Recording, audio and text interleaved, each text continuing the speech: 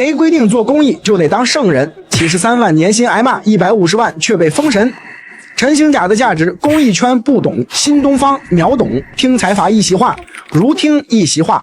曾经的县委书记陈兴甲拿73万公益年薪被骂到停薪交棒，说他吸公益的血，忘了初心，转头接新东方150万商业 offer， 全网立马改口夸能力配得上，实至名归。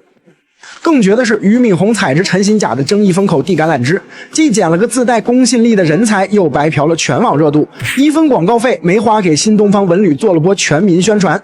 难道情怀终究抵不过市场价？为啥公益人拿高薪就是原罪，企业高管拿高薪就理所当然？俞敏洪到底是惜财还是趁机收割流量？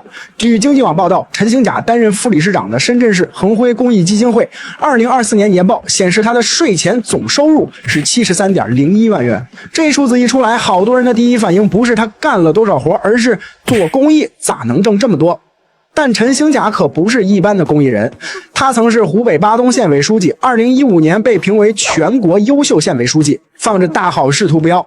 2016年，他突然辞去公职，一头扎进了公益圈。他创立的恒辉公益基金会重点做2件事，一个是怜爱工程，专门兜底救助儿童白血病患者；另一个是知更鸟计划，关注青少年心理健康，都不是轻松活。2025年12月，仅怜爱工程就为540名患儿提供服务，累计支出316.15万元，这效率确实不低。再看他的工资，2024年73万，2023年更高90.27万。这钱从哪儿来？基金会说了，是企业定向资助，没用公众1分钱捐款，而且民政部门核查过，完全符合规定。那么问题来了，合规就合理吗？陈兴甲这73万年薪在公益圈是什么水平？这么说吧，根据基金会薪酬数据报告，从2019年到2021年，全国基金会秘书长的平均年薪大约是12.22万元。这么一对比，陈兴甲的年薪是全国平均水平的近6倍。但这钱不是纯工资，包含了差旅费、绩效补贴，而且有第三方审计证明合规。更关键的是，国内头部公益基金会的负责人年薪大多在80万以上，他这73万其实还低于行业平均水平。说白了，在很多人的想象里，干公益的那就得是圣人模式，最好是一心奉献、两袖清风，带着一种燃烧自己、照亮别人的悲情色彩。评论区全是骂声，拿捐款给自己发高薪和小偷有啥区别？以前是反腐清官，现在怎么满脑子钱？甚至有人造谣他一家3口都在基金会领工资，哪怕没实锤也能把他钉在敛财的耻辱柱上。结果呢，才过3天，新东方官宣150万年薪，聘陈兴甲当顾问，舆论瞬间反转，没人再骂他贪钱，反而全是陈老师能力强，就该拿这么多。俞敏洪有眼光，惜才。同样是高薪，换个场景就从污点变荣光，这双标简直没谁了。这种双标本质就是欺负公益人。大家把对公益纯粹性的期待全压在个人身上，却不管行业运营的基本逻辑。你不让公益人拿合理高薪，留不住专业人才，最后受损的还是那些需要帮助的人。而陈兴甲这波操作绝对是争议公关的天花板。从被骂到入职新东方3步走得又稳又精，既体面又赚足了好处。第一步以退为进，用停薪堵嘴。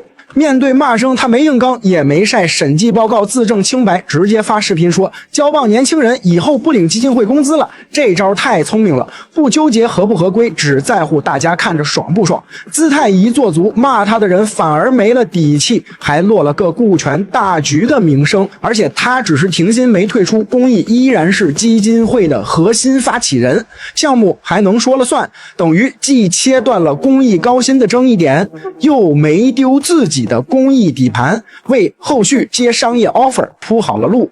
要是他顶着骂声硬扛，再拿150万，只会被骂人设崩塌。先停薪再入职，就成了公益归公益，商业归商业，合理又体面。第二步，借新东方的 offer 实现价值翻倍。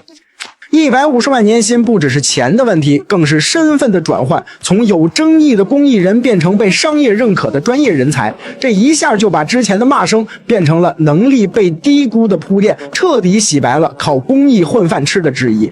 更划算的是，合作还绑定了新东方每年100万的公益捐赠。俞敏洪本人也加入了他的基金会。对陈行甲来说，这比150万工资还重要。公益项目最缺的就是稳定资金，以前靠社会捐款时多时少，现在有新东方兜底，相当于给公益上了保险，还能借俞敏洪的人脉拉更多资源。但疑问也绕不开，这一切是巧合吗？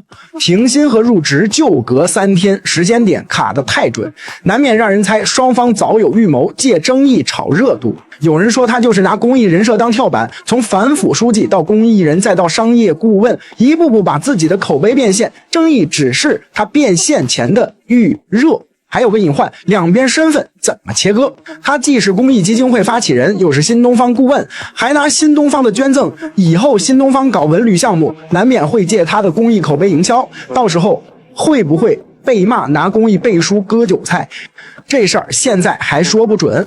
俞敏洪从来不是慈善家，150万年薪聘陈行甲看似大方，实则是笔稳赚不赔的买卖。低成本收割了流量、人脉、口碑3样宝贝。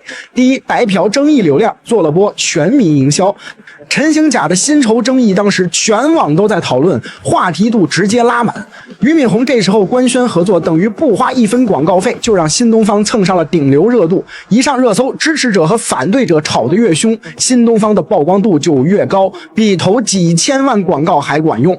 而且这波流量很精准，关注陈行甲的大多是注重社会责任、有消费能力的中产，刚好是新东方文旅青少年研学的核心客户，等于用150万既买了热度，又精准触达了目标人群，血赚不亏。